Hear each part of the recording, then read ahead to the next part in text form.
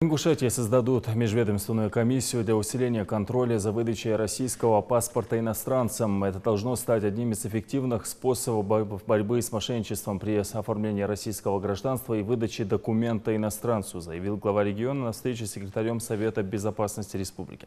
Ахмед Заитов также доложил о ходе расследования преступлений, связанных с обстрелом сотрудника МЧС в Малгобекском районе, ограблением нескольких терминалов. Также рассказал, что в период проведения первомайских мероприятий нарушение общественного порядка в республике не зафиксировано. Резонансность происшествий у нас единственное – это обстрел сотрудника МЧС Чербижева в Малгобекском районе.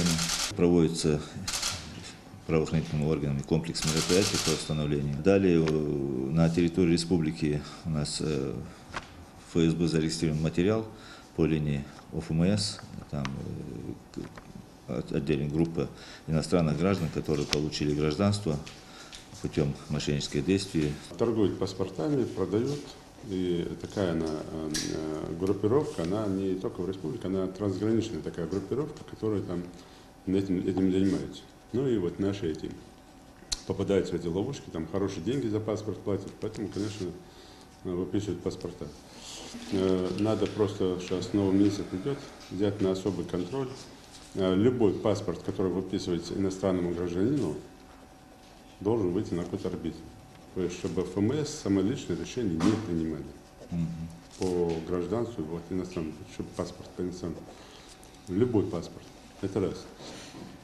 Ну и для этого у себя тоже надо создать такой номер горячей линии, чтобы людям было легче оформлять паспорта. Заграничные, не заграничные, если там ФМС где-то в какой-то степени пытаются за это платить деньги. По вот обстрелу Чербижева.